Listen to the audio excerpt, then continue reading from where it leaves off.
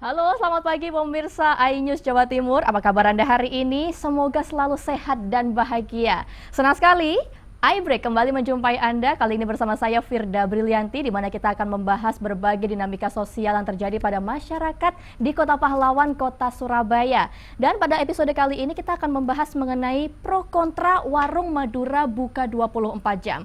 Karena dalam beberapa waktu terakhir ini pemirsa, warung Madura 24 jam ini mendapatkan beberapa hujatan ataupun bahkan juga ada imbauan untuk dibatasi operasionalnya menjadi tidak 24 jam. Artinya warung 24 jam ini sempat diimbau untuk dibatasi jam operasionalnya atau dilarang buka 24 jam karena ada persaingan bisnis dengan minimarket atau retail modern. Dan untuk itu kita akan membahasnya lebih lanjut. Kali ini sudah ada narasumber yang luar biasa di tengah-tengah kita.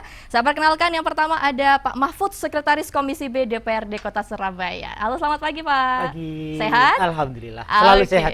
Mantap Jaya.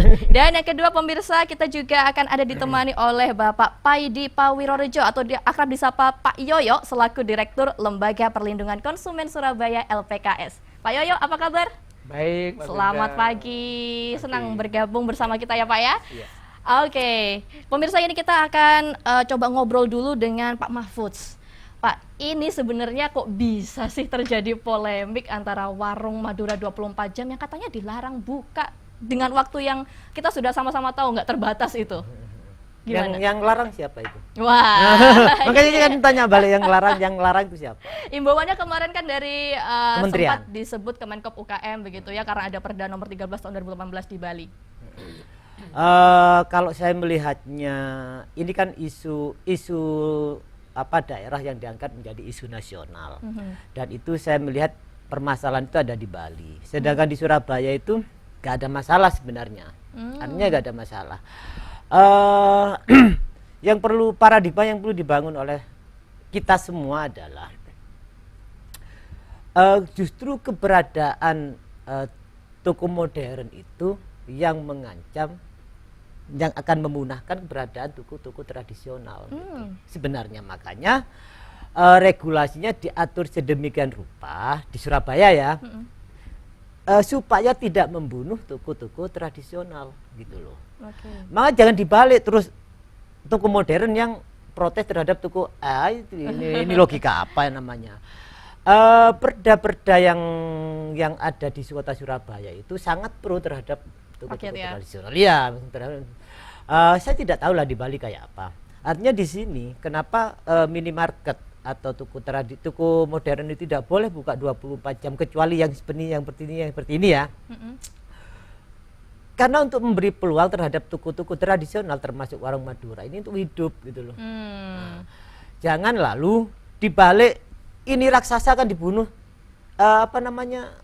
yang kecil kan lucu, nggak ketemu logikanya. Apple to apple gitu. Iya, nggak ketemu logikanya. Itu yang pertama. Yang kedua, ini kan sebenarnya jadi apa ya? Jadi rivalitas dari dulu sebenarnya.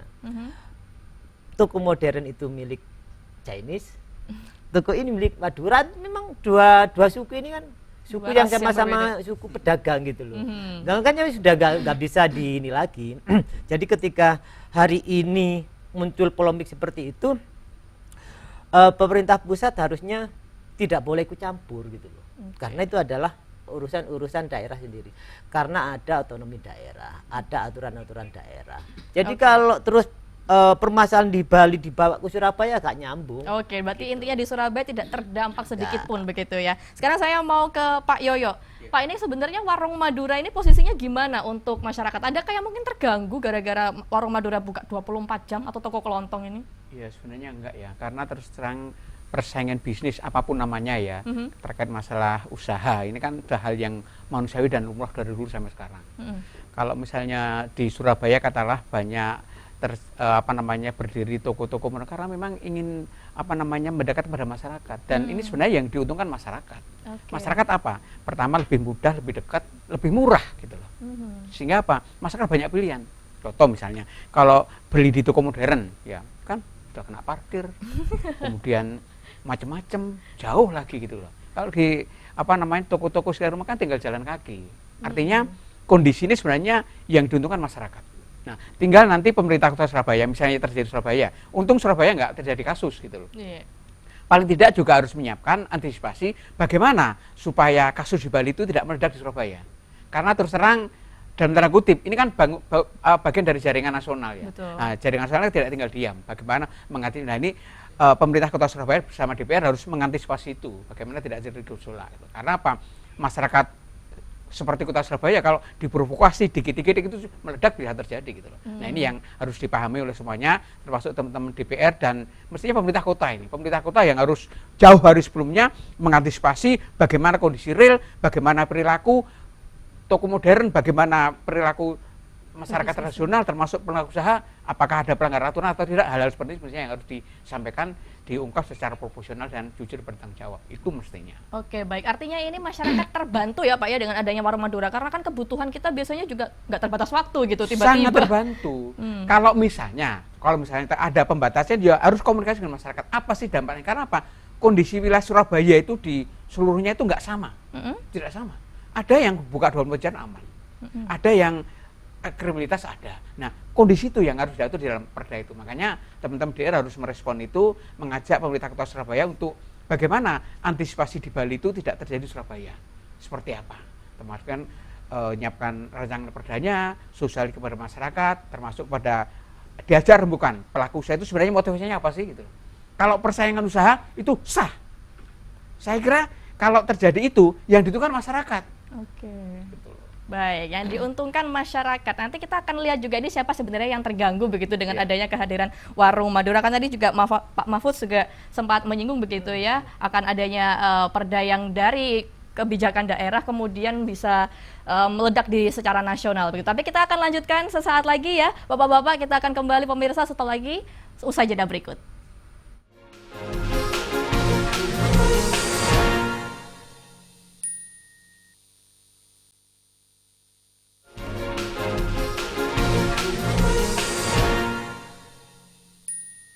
Ya, terima kasih pemirsa, Anda masih bersama kami di iBreak. Kita masih membahas mengenai pro kontra Warung Madura buka 24 jam. Tadi kita sudah menyinggung mengenai polemik yang terjadi di Bali, kemudian ini menjadi masalah nasional, tapi untungnya tidak terjadi di Kota Surabaya. Nah, sekarang kita akan membahas mengenai bagaimana sebenarnya persaingan bisnis. Saya mau ke Pak Yoyo dulu mungkin.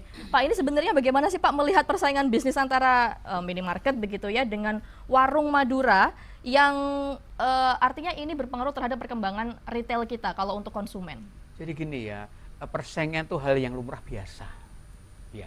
Sehingga dampaknya nanti masyarakat yang diuntungkan. Nah, terus apakah itu nanti retail modern atau masyarakat Warung Madura itu nanti bagaimana dia menyajikan, ya, harga, kemudian keanekaragaman macam, kemudian bentuk space-nya itu, hal-hal seperti itu, sehingga masyarakat akan menjadi mudah pilihan, memilih yang mana yang terbaik itu. Tapi yang mestinya harus dipahami ya, sebenarnya kan kalau bahasa saya ada segitiga sama sisi ya. Oke. Yaitu ada pemerintah, ada pengusaha, ada masyarakat. Nah, mestinya pemerintah ada ini kan birokrat sama DPR ya. Nah, kemudian kalau pengusaha itu ada kelasnya macam-macam, menengah, kecil dan macam-macam. Nah, ini yang harus melihat. Karena apa? Kehidupan masyarakat itu semakin lama semakin modern. Ingin semuanya lebih mudah, ingin semua lebih murah, ingin semuanya mendapatkan lebih banyak. Itu akan hal yang manusiawi di negara manapun, terutama di kota-kota besar. Nah, Surabaya nanti akan menuju ke sana. Bagaimana menyiapkan itu semua? Dampaknya, plus minusnya. Sehingga apa? Kalau terjadi persaingan, apakah persaingan itu proporsional apa tidak? Tapi saya yakin kalau yang terjadi kondisi ini yang diuntungkan masyarakat. Bagaimana mengaturnya? Dulu nih, contoh ya, modern ya, ini retail modern. Dulu itu kan ada pembatasan, tidak boleh berdekatan, jarak 200 meter, macam-macam ya. Sekarang itu apa? Berdekatan, bahkan dempetan. Hal-hal seperti ini kan yang tidak masuk akal. Ya. Toh itu nanti sebenarnya ya pasar yang akan menentukan, masyarakat yang akan memilih. Gitu loh. Nah, ini yang harus diserap oleh DPR sama pemerintah Kota Surabaya. Bagaimana perkembangan peradaban dalam transaksi usaha dan modern ini untuk memicu dan memacu kondisi ekonomi lebih stabil, lebih dinamis, lebih menguntungkan untuk masyarakat, termasuk dunia usaha. Oke, artinya ini diharapkan persaingannya proporsional. Pak Mahfud Iya. gimana ini menanggapi dari pernyataannya Pak Yoyo? Ini sebenarnya kalau saya pengen tahu juga, apakah benar 24 jam ini suatu strategi yang menjadi apa ya, competitive advantage mungkin untuk warung Madura bisa beroperasi gitu dengan merepresentasikan ekonomi rakyat? Kalau saya melihatnya ini terlalu lucu lah kalau toko modern apple to apple dengan warung Madura, lucu gitu loh. Ini raksasa, Mbak. Oke. Lah sedangkan ini siapa gitu loh. Jadi kalau toko modern merasa terganggu dengan adanya toko tradisional, lucu. Nggak seharusnya ya? Nggak masuk Nggak, akal. karena Kalau logika pasarnya saya, pasarnya oke. beda. kalau logika saya itu nggak masuk akal. Iya. Gini loh. Toko modern dengan segala fasilitasnya yang ditawarkan ke konsumen, dan konsumen itu pasti seneng ke sana karena banyak pilihan gini. Sedangkan yang toko tradisional warung Madura ini sisa-sisa dari ini sebenarnya. Lari ke sini kan gitu. Lari ke sini. Jadi nggak masuk akal, ke logika saya itu nggak masuk kalau ini apple to apple gitu. Justru seharusnya antar toko modern, Oke. ini antar toko tradisional. Lah kita kan tidak tahu kejadian yang di Bali. Iya. Sebenarnya motifnya apa? Nggak tahu kan. Nah, di Surabaya ini nggak ada masalah. Oke. Lagi-lagi di Surabaya nggak ada masalah, perdanya jalan, peraturan daerah jalan. Kembali lagi bahwa keberadaan toko modern itu tidak boleh mengancam keberadaan toko tradisional. Oke. Nggak Karena toko boleh. tradisional ini UMKM begitu. Betul, nggak boleh. Makanya perdanya diperketat gitu. Kenapa? Kalau keberadaan toko modern membunuh toko ini, habis rakyat, Mbak. Rakyat kecil ini. Itu sudah jelas kalau perdanya. Lah, terus makanya saya nggak mau membandingkan di Bali lah, saya nggak ngerti motifnya itu Oke. apa, masalahnya apa, terusan saya kan nggak ngerti. Terus di sana juga apa namanya adat istiadatnya juga beda sama sini. Artinya kalau di Surabaya itu sudah terbiasa dengan keberadaan sesuatu atau pelayanan 24 jam sudah biasa. Warkop 24 jam, toko 24 jam, ono warung sego 24 jam. Iya kan? Iya. Kayak apa? Ada lah warung, saya tidak mau nyebut mereknya lah. Ini cukup anu lah, cukup terkenal di Jakarta juga. Sekarang di sini juga mulai ada, itu 24 jam. Surabaya udah terbiasa dengan seperti itu. Kenapa? Karena warga Surabaya kehidupannya itu 25 jam. Makanya butuh servis 24 jam kan 24 gitu. plus 1 begitu Itu, ya. Mbak, makanya. Oke, jadi intinya ini tidak ada yang terganggu harusnya ya masyarakat. Langsung mungkin keamanannya gimana? Tidak ada yang terganggu kalau di Surabaya ya, nggak ada yang terganggu. Keamanan apa, Mbak? Justru yang harus diamankan itu tokonya. Khawatir ada yang ada yang curi, ada yang ngerampok kan tengah malam kan, oke. malah ini gitu loh. Tapi kalau dibalik seperti itu, aduh, nggak nutut. Oke. Otakku yang nggak nutut, Mbak. Nggak nutut ya, Nggak pokoknya yang nutut. jelas ini harusnya, tidak seharusnya ini si toko retail modern ini memprotes kebijakan atau keunikan yang Betul, modern. makanya saya itu nggak ngerti ya di Bali itu kayak apa, motifnya apa, sebelumnya ada apa, karena macam-macam di sana itu. Kalau di Surabaya kan, ya apa sih Surabaya? Permisif lah orangnya itu orang Surabaya. Oke. Apalagi tidak melanggar aturan. Nah, ini kalau soal aturan kita akan membahasnya juga sesaat lagi di segmen berikutnya. Jadi pemirsa jangan kemana-mana, tetap di iBreak, kita akan kembali.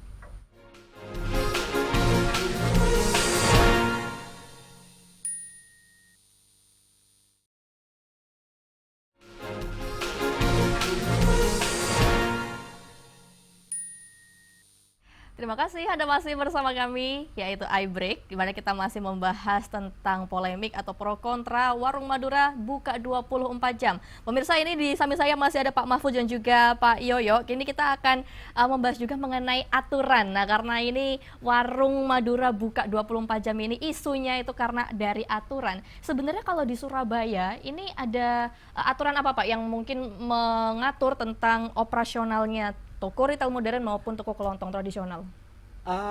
Kalau toko kelontong tradisional itu emang tidak diatur jam operasionalnya, karena itu kan apa ya, sumber kehidupan wong cilik ya, rakyat kecil lah. Makanya tidak diatur jam operasionalnya. Yang diatur jam operasionalnya itu kan toko-toko modern. Oke. Kenapa? Ya itu tadi takut membunuh keberadaan toko-toko tradisional. Nah, toko modern itu Perda 8 2014 itu dulu ya, itu mengatur bahwa toko modern bukanya itu jam 9 pagi, Sampai tutupnya jam 10 10 malam. malam. Kalau Jus- weekdays. Iya, justru yang sering melanggar aturan itu toko-toko modern. Oh gitu ya. Kemarau sampai 24 jam itu kan. Dimolor-molorin berarti. Sampai 24 jam. Oh gitu. Sampai 24 jam. Jadi aturannya seperti itu. Terus 2022 kemarin teman-teman itu merevisi perda ini. Mhm. Belum keluar sepertinya. Itu perda harusnya 2023 ya. Harusnya 2024 ini sudah keluar perdanya itu karena masih ada apa? Evaluasi dari Gubernur dan Mendagri itu. Apa yang digodok, Pak? Ya. Yang digodok apa itu? Yang dirubah itu sepertinya terkait jam operasional untuk toko-toko modern yang ada di jalan-jalan arteri. Oke. Itu. Yang dulunya itu di perda diatur semua toko modern yang tidak berada di tempat layanan publik itu nggak boleh 24 jam. Kalau di layanan publik boleh 24 jam. Oke, tapi ini kita masih Ada, nunggu. itu ada revisi. Ya masih nunggu lah, nunggu disahkan dulu. Maka perda yang berlaku masih perda 8 2014 itu tadi. Oke. Kalau toko tradisional nggak dibatasi, nggak dibatasi. Kecuali nanti ada permasalahan di RT RW tempat, kita kan nggak tahu. Oh. Kecuali ada permasalahan itu. Kalau perdanya jelas kok, tegas, nggak bisa ya masalahnya itu tadi. Oke. Kita kan nggak tahu masalah sana. Kalau masalah ini nggak ada. Oke. Nah kalau nanti yang dipermasalahkan adalah operasionalnya TKP malah tuh kemudian. Iya benar ya. Jangan sampai itu terjadi Iya. ya Pak ya. Baik, sekarang kita mau ke Pak Yoyo. Ini sebenarnya punya harapan apa teman-teman dari LPKS terhadap mungkin aturan yang ingin dikeluarkan oleh pemerintah kota atau bahkan mungkin sampai ke Kementerian Perdagangan ataupun Kemenkop UKM? Ya, pemerintah kota itu harus menyiapkan ya. Di samping sebenarnya perda yang ada tadi kan masih belum bisa mengakomodir semua permasalahan ya. Termasuk perkembangannya ya. Contoh misalnya, karena kita lihat sebenarnya produk apa yang dijual baik di toko modern, baik di toko tradisional ya. Warung Madura itu sebenarnya kan sama itu, cuman nanti mekanisme distribusinya yang menyebabkan angka-angka harga itu tidak sama gitu loh, sehingga terjadi persaingan macam-macam. Nah ini yang harus dituangkan dalam perda. Sebenarnya kalau kita meneliti kasus Bali itu tidak lepas dari sana. Karena apa? Kondisi Bali itu sangat mengganggu retail modern karena terjadi persaingan macam-macam gitu ya. Nah, seperti itu. Nah ini harus diantisipasi oleh pemerintah Kota Surabaya. Bagaimana? Contoh ya, misalnya di satu wilayah itu misalnya di komplek, ini ada toko modern, itu ada aturan, bukan pembatas, ada aturan seperti apa sih gitu loh. Kemudian sama-sama barangnya di tradisional ada aturannya apa enggak seperti itu. Nah ini harus diakomodir. Karena apa? Ini nanti jatuhnya itu bisa enggak sama. Satu toko modern ada dua, misalnya dua item A sama B ya, itu harga itu bisa tidak sama kok. Bisa terjadi persaingan, bisa lebih murah gitu loh. Nah ini yang harus diantisipasi. Nah saya teringat ya beberapa waktu yang lalu di salah satu komplek di tempat saya ya, pada hari-hari tertentu itu ada konsumen yang membeli produk dengan berlimpah macam-macam. Oh ternyata pada produk yang sama itu harganya tuh jatuh. Oke. Di tradisional di warung Madura tuh kalah gitu loh. Nah hal-hal ini harus diantisipasi. Oke. Termasuk nanti menjaga bagaimana keamanannya. Kemudian yang kedua ada produk palsu. Nah ini yang lemah di dalam instansi terkait ya. Di situ kan ada Balai POM, ada Dinas Kesehatan, ada Ketahanan Pangan, Perindustrian Perdagangan. Itu kan mestinya yang mengawasi seperti itu. Karena apa? Kalau di toko modern itu ada sortir. Sulit sekali barang palsu, barang ilegal itu masuk sana sulit. Tapi di tradisional siapa yang bertanggung jawab? Karena pengawasannya di sana lemah. Orang yang jaga di sana juga dalam tanda kutip kan ya tidak akan mengawasi seperti itu. Produknya sama padahal sama tapi dia nggak memahami seperti itu. Nah ini yang harus direspon oleh pemerintah Kota Surabaya, memberikan edukasi kepada siapa? Kepada masyarakat, kepada pengusaha. Kalau di toko modern ya, saya sering memberikan di toko modern itu pegawai-pegawainya itu ada diklatnya Mbak. Saya berapa kali ngasih diklat ke mereka. Oh ini termasuk medis-medisnya. Tapi kalau yang di warung Madura kan tidak. Nah hal-hal ini yang harus sehingga nanti tidak mati. Di dalam dinamika kehidupan, perekonomian, jangan sampai masyarakat itu menjadi lemah karena ketidaktahuan, karena kurang pengetahuannya. Ini yang harus diantisipasi oleh pemerintah Kota Surabaya dan DPR sehingga seimbang kepada semuanya. Itu yang Baik. harapan saya. Artinya ini kita mungkin sepakat ya bahwa warung Madura buka 24 jam ini tidak akan menjadi polemik lagi. Buka 24 jam, setuju atau tidak, Pak? Setuju, Setuju ya? tidak masalah. Ya gak Pak ada Mahfud? masalah, kalau di Surabaya itu gak ada masalah. Tidak masalah. Oke. Warkop buka 24 jam, ono warung setelah sego 24 jam, Oke. ono masalah kok di Surabaya. Yang Siap. terpenting pemerintah kota harus respon terhadap dampak 24 jam itu ada problem perekonomian yang macam-macam termasuk keamanan. Nah, itu Baik. harus disiapkan. Karena apa? Instansi terkait yang ada di masalah pangan ya, masalah Baik. pekerjaan toko itu ada di Pemkot Surabaya, menyiapkan Oke. anggarannya, menyiapkan SDM-nya, menyiapkan infrastrukturnya sehingga apa? Tidak terjadi polemik, tidak terjadi kriminalitas. Itu yang terpenting. Baik, ini yang kita tunggu-tunggu. Semoga tidak ada lagi polemik atau pro kontra mengenai warung Madura 24 jam karena kita semua ingin berharap ekonomi kerakyatan tetap terus maju dan berjalan yang berpihak kepada konsumen. Betul. Terima kasih banyak Pak Mahfud selaku Sekretaris Komisi B DPRD Kota Surabaya dan juga Pak Paidi Pawirorejo selaku Direktur LPKS telah bergabung bersama kita di iBreak kali ini. Semoga sehat selalu ya Pak ya dan tetap Amin, terima kasih. menjaga silaturahmi dan juga menyuarakan yang terbaik untuk masyarakat. Dan pemirsa, akhirnya bersama kerabat kerja yang bertugas, saya Firda Brilianti mengucapkan terima kasih atas kebersamaan Anda. Kita akan berjumpa kembali pada iBreak episode berikutnya. Selamat pagi dan sampai jumpa.